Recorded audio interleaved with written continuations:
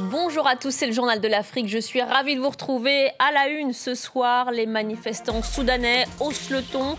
Ils promettent une mobilisation sans précédent jeudi, une marche d'1 million de personnes. Ils menacent aussi le conseil militaire d'une grève générale.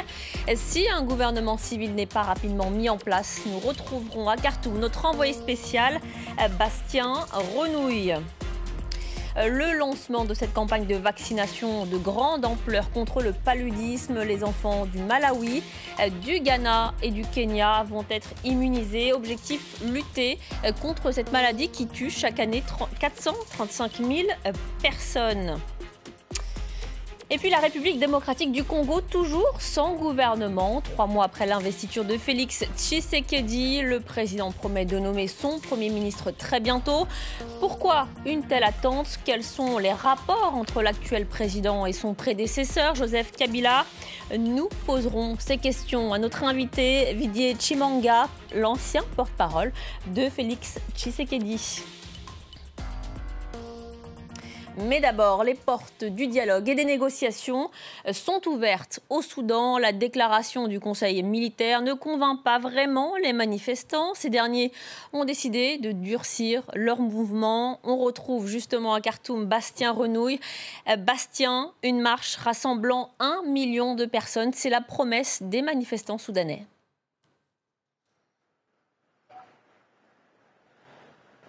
La promesse, ou tout au moins l'objectif. Ils avaient déjà annoncé 1 million de personnes jeudi dernier. Eh bien, la foule était extrêmement nombreuse et on peut de nouveau s'attendre à une présence vraiment très importante aux alentours du quartier général de l'armée.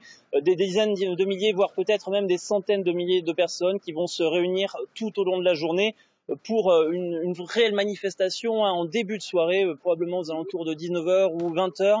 Où toutes les personnes vont converger tout autour de ce quartier général pour écouter leur leader parler, pour pouvoir danser, chanter, pour pouvoir faire la fête. Ce sont des manifestations qui se déroulent dans une extrêmement bonne ambiance. On voit de nombreuses familles qui sont réunies, des enfants, des manifestants qui sont de plus en plus nombreux ici à Khartoum. Il y a des manifestants qui sont arrivés du nord du pays hier après-midi en train. Ils ont été acclamés par la foule qui les attendait de longue date.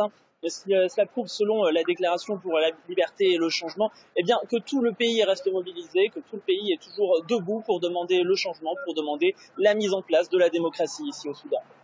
Merci Bastien Renouille pour vos précisions depuis Khartoum. Et je rappelle qu'une réunion est en train de se tenir entre le Conseil militaire et les leaders de ce mouvement de contestation au Soudan. En Algérie, à présent, l'heure est visiblement à la purge. Un à un, les hommes d'affaires les plus riches et les plus puissants du pays sont arrêtés. Dernière en date, on vient de l'apprendre, Hamid Melzi, le directeur général de l'entreprise Sahel, en charge des résidences d'État. Les frères Kouninef, réputés proches d'Abdelaziz Bouteflika, ont aussi été placés ce mercredi en détention provisoire après avoir été entendus dans une affaire de trafic d'influence. Les précisions de Florent Rodeau.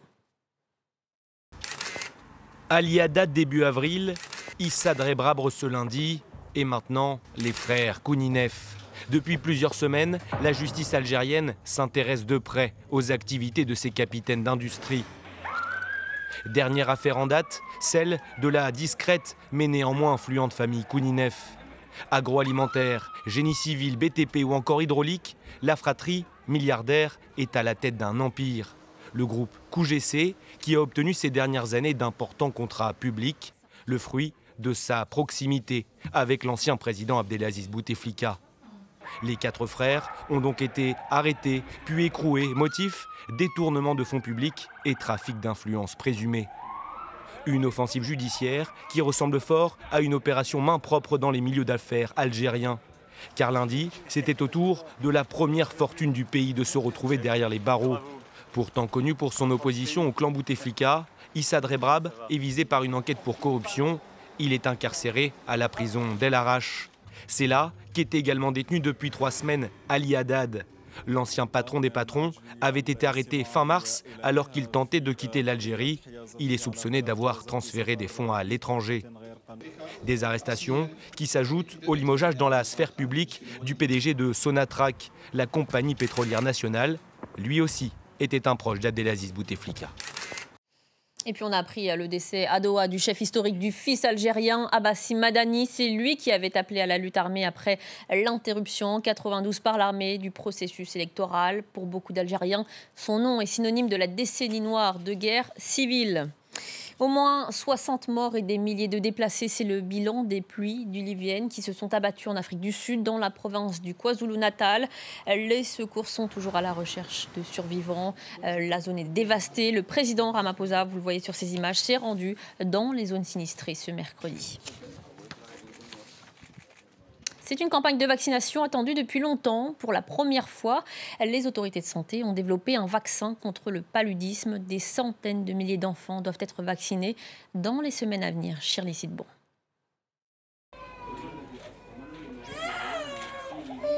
Cette petite fille a beaucoup de chance. Elle est désormais vaccinée contre le paludisme. Ça fait 30 ans que les chercheurs développent ce vaccin pour cette maladie qui tue 435 000 personnes chaque année et dont les premières victimes sont les enfants en Afrique. Ma fille a enfin été vaccinée contre la malaria. Elle ne sera pas malade et je peux me concentrer sur mes autres soucis. Malheureusement, ce n'est pas si simple. Le vaccin ne garantit pas l'immunité. Il ne protège qu'un tiers des personnes vaccinées. Mais cela représente une très grande avancée, de nombreuses vies sauvées. Par ailleurs, pour ceux qui tombent quand même malades, le vaccin atténue les symptômes du paludisme. Pourquoi ne pas attendre jusqu'à ce que nous développions un vaccin encore plus efficace? Eh bien parce que nous faisons face à un organisme très complexe. Les parasites sont bien plus complexes que les virus ou les bactéries. C'est pour ça qu'on a mis 30 ans à développer ce premier vaccin. Et une nouvelle version du vaccin ne devrait pas émerger avant plusieurs années. La campagne de vaccination des enfants doit être étendue à l'ensemble du pays, puis au Kenya et au Ghana. L'invité du Journal de l'Afrique ce soir, Didier Tshimanga, bienvenue. Vous êtes l'ancien porte-parole de Félix Tshisekedi et l'actuel conseiller spécial en charge des questions stratégiques auprès du chef de l'État. On va aller droit au but. Cela fait 3 mois que le pays attend son gouvernement, son Premier ministre. Pourquoi les consultations ont pris autant de temps? Qu'est-ce qui bloque? Quel est le problème?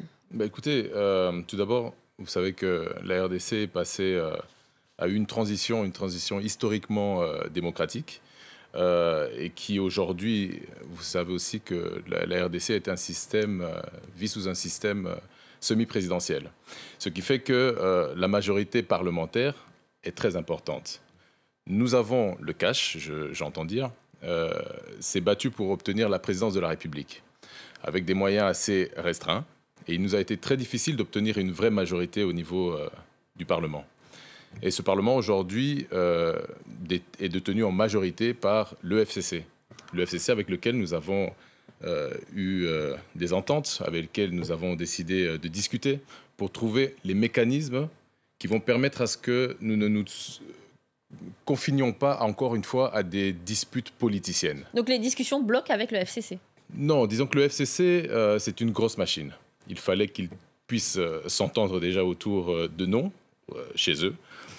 Que ces noms puissent aussi être, je dirais, accessibles et acceptables aussi par le chef de l'État, parce que nous entendons que la politique qui sera implémentée par le gouvernement, le nouveau gouvernement, puisse être influencée par et organisée par le chef de l'État.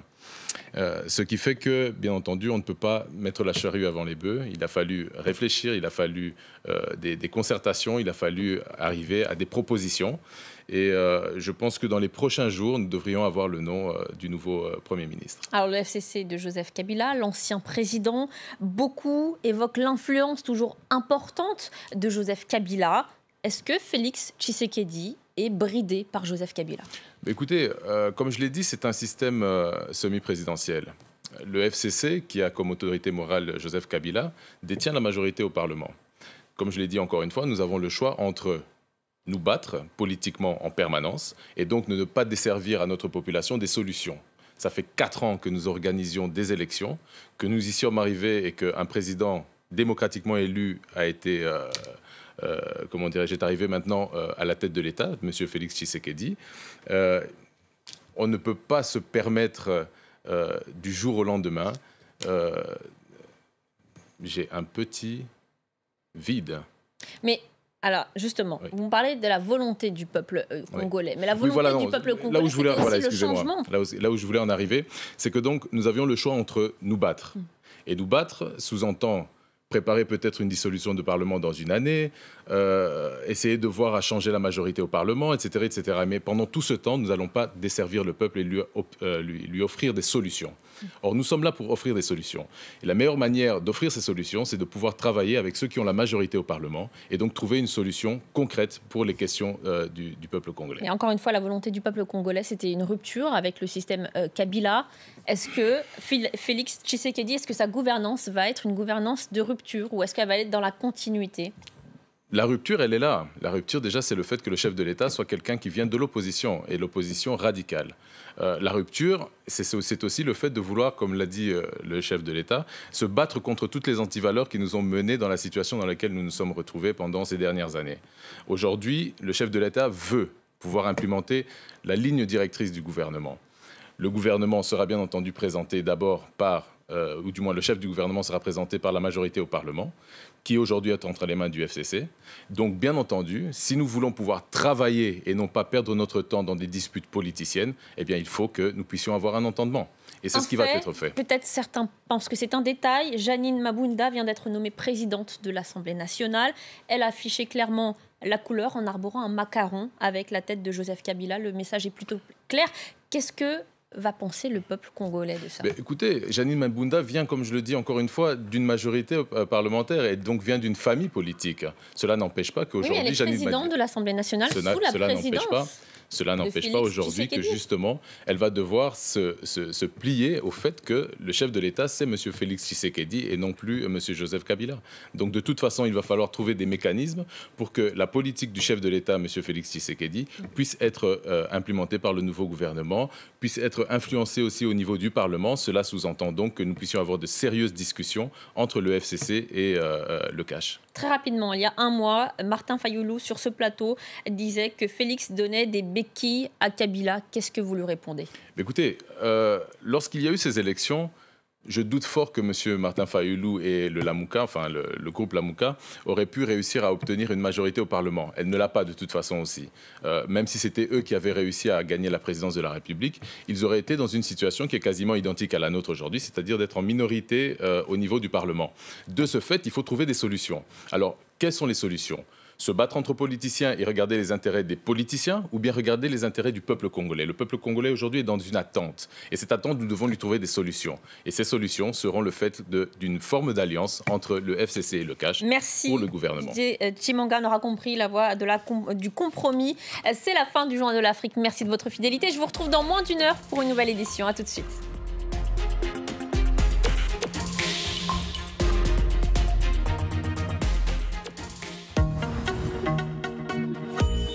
La pollution Internet, elle ne fait que commencer. 90% de nos déchets sont évitables facilement. En risquant nos vies pour l'océan, on risque nos vies aussi pour les générations futures. Ouvrons les yeux sur la planète. Rejoignez-moi dans Élémentaire, nous dépoussiérons les grands thèmes qui font l'environnement aujourd'hui. Élémentaire, présenté par Marina Bertsch, à voir sur France 24 et france24.com.